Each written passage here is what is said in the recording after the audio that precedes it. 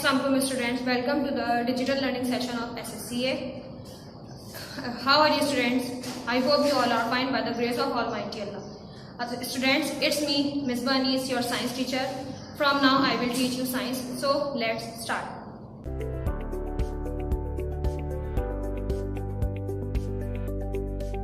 So students, let's start our third lecture of chapter Habitats. Today in this lecture, students, we will learn about adaptations of animals in different habitats, as well as adaptation of plants in different habitats. So students, here is the content of today's lecture.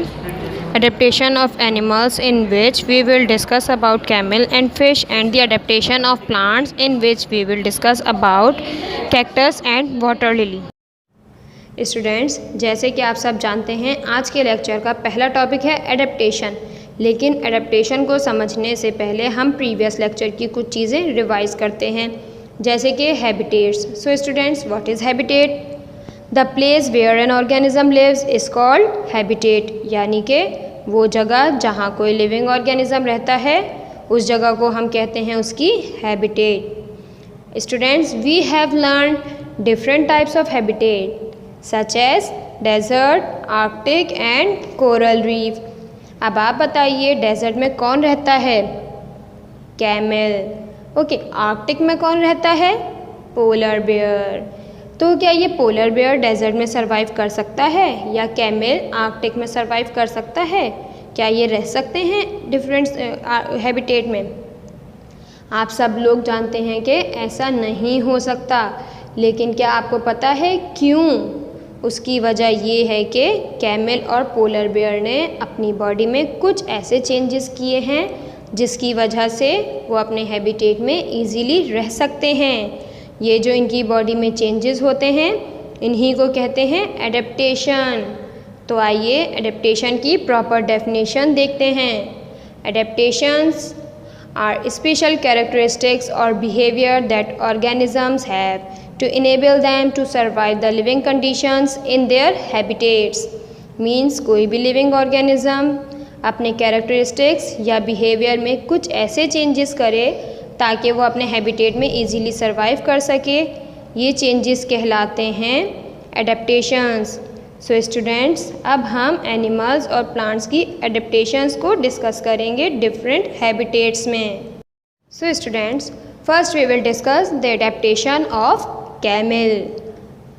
So let's start. Students, जैसे कि आप पहले भी पढ़ चुके हैं, camel कौन से हैबिटेट में रहता है? यस, डेजर्ट में। तो आइए देखते हैं कैमल ने अपनी बॉडी में क्या चेंजेस किए हैं, क्या एडेप्टेशंस की हैं जिसकी वजह से ये डेजर्ट में इजीली सरवाइव कर सकता है। तो स्टूडेंट्स, जैसे कि आप सब जानते हैं, डेजर्ट एक बहुत ड्राई प्लेस है जहाँ खाना और पानी मिलना मुश्किल होता है। तो जो कैमल होता है वो अपना फूड कैसे स्टोर करता है, वाटर कैसे स्टोर करता है? तो कैमल की ये जो हम्प होती है इसकी बॉडी पे प्रेजेंट, जिसे हम कोहान कहते हैं, कैमल अपने इस हम्प में फैट्स को स्टोर कर लेता है और ज़रूरत होने पर ये फैट्स एनर्जी में कन्वर्ट हो जाते हैं। तो ये एनर्जी कैमल को बग़ैर फूड के सरवाइव करने में हेल्प करते हैं। ये एनर्जी इसकी हेल्पफुल हो जाती है बहुत ज़्यादा लंबे अरसे तक। Okay, second adaptation of camel is, students, desert में तो सैंड बहुत ज़्यादा होती है, वहाँ सैंड स्टॉर्म्स भी आते हैं। तो ये सैंड कैमल्स की आइज़ में क्यों नहीं जाती? जबकि अगर यहाँ हमारे नॉर्मली सिटी एरियाज़ में हवा चले तो वो सैंड हमारी आइज़ में जाना शुरू हो जाती है। तो क्या वजह है कि कैमल की आइज़ में नहीं जा रही होती वहाँ की sand? Because it has thick and bushy eyebrows. In fact it has double rows of eye lashes, जिसकी वजह से बहुत तेज़ सनलाइट उनकी आइज़ में नहीं जाती और वो ईज़िली डेजर्ट में सफ़र कर लेते हैं। Third adaptation of camel is, desert में सैंड स्टॉर्म भी आते हैं, तो ये सैंड कैमल की नोज़ में भी जाती होगी। तो आइए देखते हैं यहाँ कैमल ने क्या एडेप्टेशन की है। स्टूडेंट्स, कैमल के जो नोस्ट्रिल्स हैं, कैमल उन्हें बंद कर लेता है। मीन्स उसने ये अडेप्टेशन की कि वो अपने नोस्ट्रिल्स को क्लोज कर लेता है ताकि सैंड उसकी नोज़ में ना जाए। Last adaptation of camel is it has broad and flat pad on its feet, मतलब उनके फीट के बॉटम साइड पे फ्लैट और ब्रॉड पैड्स होते हैं, जिसकी वजह से ये डेजर्ट की सॉफ्ट सी सैंड पे सिंक नहीं होते, मतलब वो डूबते नहीं हैं और इजीली वहाँ चल लेते हैं, इजीली वहाँ मूव कर लेते हैं। Students, now we will learn adaptation of a fish. Means fish ने अपनी बॉडी में क्या चेंजेस या क्या अडेप्टेशंस की हैं जिसकी वजह से वो वाटर में इजीली सरवाइव कर लेती है। तो आइए देखते हैं। जी माय डियर स्टूडेंट्स, तो फ़िश ने क्या अडेप्टेशंस किए हैं? Its fins and tail enable it to move in water. Means ये अपने फिन्स और टेल्स की वजह से वाटर में इजीली मूव करती है। अगर फ़िश के पास हमारी तरह हैंड्स और लेग्स होते तो ये इजीली स्विम नहीं कर सकती थी। Number 2, its gills enable it to breathe under water, मतलब जैसे कि आप इस डायग्राम में देख रहे हैं कि इसकी बॉडी में गिल्स प्रेजेंट होते हैं, तो ये अपने गिल्स की हेल्प से फ़िश अंडर वाटर ईज़िली सांस लेती है। Third is its streamline body enable it to move very quickly and smoothly in the water. ये अपनी स्ट्रीमलाइन बॉडी की वजह से बहुत तेज़ी से और स्मूथली मूव कर लेती है पानी के अंदर। तो आप सोच रहे होंगे व्हाट इज़ स्ट्रीमलाइन बॉडी? तो स्टूडेंट्स, आप एक ओवल शेप ड्रॉ कीजिए और उसके दोनों एंड्स को पॉइंटेड बना दीजिए। तो जो शेप आपके पास आएगा या जो आपके पास शेप सामने निकल के आएगा उसे कहेंगे स्ट्रीमलाइंड बॉडी। स्टूडेंट्स, अभी तक हमने कैमल और फिश यानी कि ये दोनों एनिमल्स हैं, तो हमने एनिमल्स की अडेप्टेशन पढ़ी, एनिमल्स की अडेप्टेशन को डिस्कस किया। तो आइए अब हम प्लांट्स की अडेप्टेशंस की बात करते हैं। तो हम कौन से 2 प्लांट डिस्कस करेंगे? Number 1 cactus, number 2 water lily. तो आइए सबसे पहले हम कैक्टस की अडेप्टेशन को डिस्कस करते हैं। जी स्टूडेंट्स, जैसे कि अभी हमने पढ़ा कैमल डेजर्ट में सरवाइव कर सकता है, इसी तरह कैक्टस प्लांट भी ड्राई प्लेस में सरवाइव कर लेता है। तो आइए देखते हैं कैक्टस ने क्या अडेप्टेशंस की हैं डेजर्ट में रहने के लिए। नंबर 1 कैक्टस की स्टेम पर एक कोट होता है वैक्स का। Wax is just like a Vaseline. Wax बिल्कुल वैसलीन जैसा होता है जो कि हमारे घरों में भी मौजूद होती है। तो इस वैक्स की वजह से कैक्टस की बॉडी से पानी बाहर नहीं आता, मीन्स एवापोरेशन का प्रोसेस नहीं होता। आप सोच रहे होंगे एवापोरेशन का प्रोसेस क्या होता है? एवापोरेशन में पानी जो होता है वो लिक्विड फॉर्म से वेपर्स मतलब भाप की फॉर्म में चेंज हो जाता है। क्योंकि कैक्टस डेजर्ट में रहता है इसलिए इसे वाटर को अपने अंदर सेव रखना ज़रूरी होता है। Second adaptation of cactus is cactus की थिक और फ्लैशी स्टेम्स वाटर को अपने अंदर सेव कर लेती हैं, स्पेशली उस वक्त जब बारिश हो रही हो।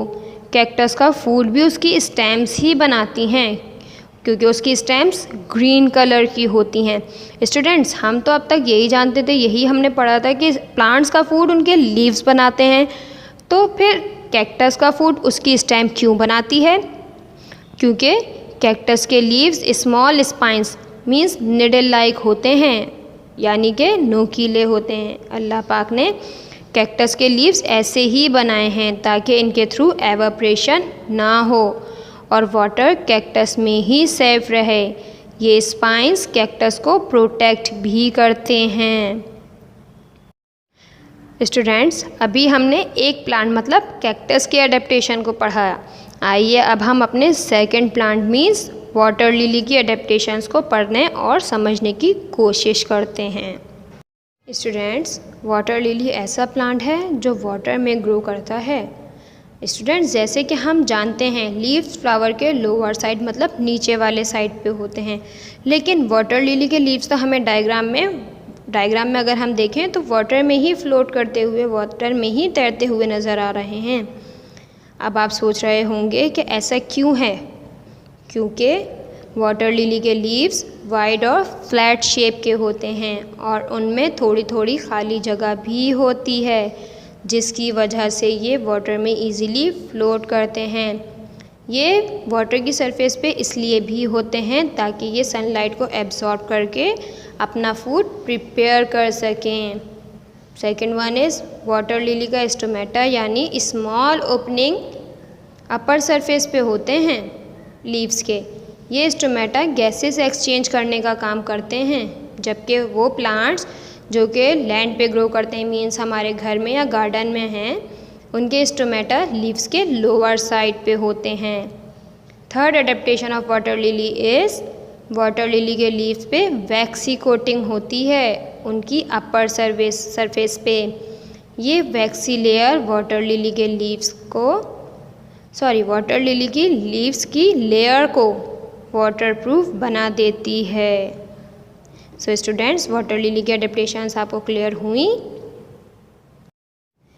I hope students you all understand it very well. Let's summarize what we have learned today. Plants which live in water have adaptations that enable their leaves to come near the water surface to get sunlight for making food. Animals which live in water have adaptations that enable them to breathe and move in water. Plants and animals living in dry habitat have adaptations that enable them to conserve water or lose less water. I hope you enjoyed the lecture very well and understand it very well. So students, this is your homework. Do question number 3 in your workbook. So students, what you have to do in this question? Students, आपके सामने screen पे आपको 3 columns नज़र आ रहे हैं जिनमें आपको different organism show किए गए हैं। फर्स्ट कॉलम में डिफरेंट ऑर्गेनिजम्स की पिक्चर है। सेकंड कॉलम में आपको इनकी एडेप्टेशंस लिखनी है कि क्या चेंजेस किए हैं इन्होंने अपनी बॉडी में। और थर्ड कॉलम में आपको बताना होगा कि एडेप्टेशंस इन ऑर्गेनिजम्स की क्या क्या हेल्प करते हैं सरवाइव करने में। Students, if you have any problem so you can take guideline from your text book. Students, I want to tell you the most important thing. Student, ये होमवर्क आपने अपनी वर्कबुक में ही करना है, बट अभी वर्कबुक्स अवेलेबल नहीं हैं school में due to the prevalent conditions of the city, obviously the whole world wide। जैसे ही वर्कबुक्स अवेलेबल होंगी आपको इन्फॉर्म कर दिया जाएगा। इनफैक्ट तब आपको वर्किंग डेडलाइन दे दी जाएगी। बस स्टूडेंट्स, आपने ये सारा होमवर्क जो आपको हर लेक्चर में दिया जा रहा है अपने पास नोट करके रखिए, ताकि बाद में आपको ढूंढना ना पड़े। आपको जब वर्ड बुक में अपना होमवर्क कंप्लीट करना हो तो कोई प्रॉब्लम फेस ना करनी पड़े। Okay students, thank you so much my dear students. I hope you enjoy it and understand it very well. Students, don't forget to subscribe SSCA YouTube channel and get notification for our upcoming lectures, and also press the like button.